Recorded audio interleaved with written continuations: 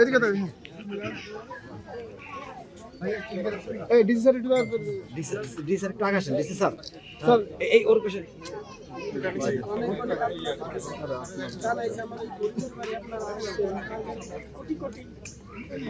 এ রুদ্র microphone দিয়ে দিন। আর এই যে আর দুটাই না তো ভাই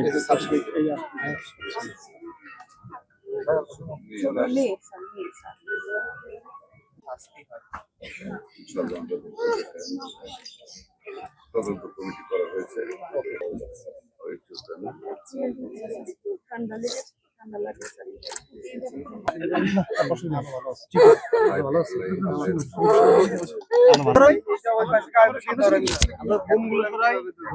দাঁড়ানো যে ছবিটা নিয়ে নিই।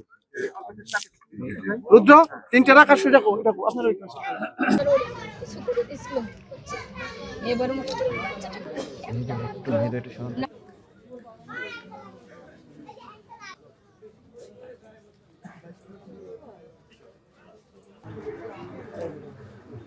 গতকাল রাতেই 5 সদস্য বিশিষ্ট তদন্ত কমিটি গঠন করা হয়েছে। 5 কর্মদিবসের ভিতরে মানে শুক্র শনি আজকে বাদ দিলে রবি সোম মঙ্গল বুধ আগামী বৃহস্পতিবারের মধ্যে তদন্ত কমিটি তাদের প্রতিবেদন দাখিল করবে। প্রতিবেদন দাখিল হওয়ার পর আমরা আমাদের সরকারি বিধি মোতাবেক দেশের প্রচলিত আইন অনুযায়ী যতটুকু কঠোরতম অবস্থা গ্রহণ করা যায় আমরা করব। এটা অত্যন্ত একটা বেদনাদায়ক ঘটনা। আমি যা দেখেছি কালকে রাতেই দেখেছি, আমি নিজেই থেকে বিয়ার করতে পারিনি।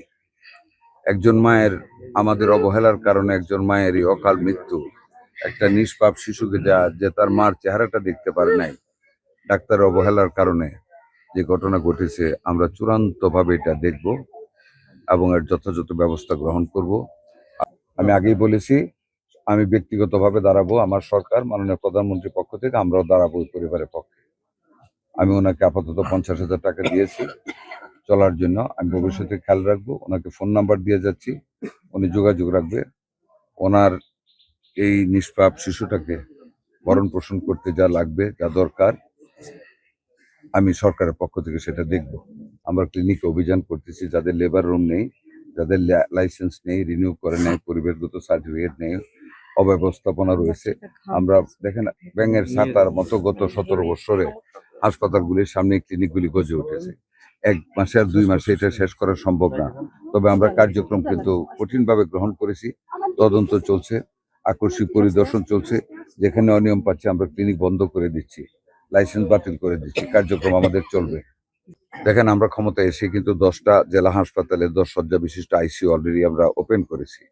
ঢাকা শহরে অনেকগুলি আইসিইউ করেছি এবং জেলা মেডিকেল কলেজ হাসপাতাল এবং জেলা সদর হাসপাতাল প্রত্যেকটাতে আইসিইউ করার আমরা প্রোগ্রাম নিয়েছি। আমরা অলরেডি পরিকল্পনা নিয়েছি, কাজ শুরু হয়েছে। এরই মধ্যে আগামী 1 মাসের ভিতরে আরো কয়েকটা আইসিইউ আমরা ওপেন করতে যাচ্ছি।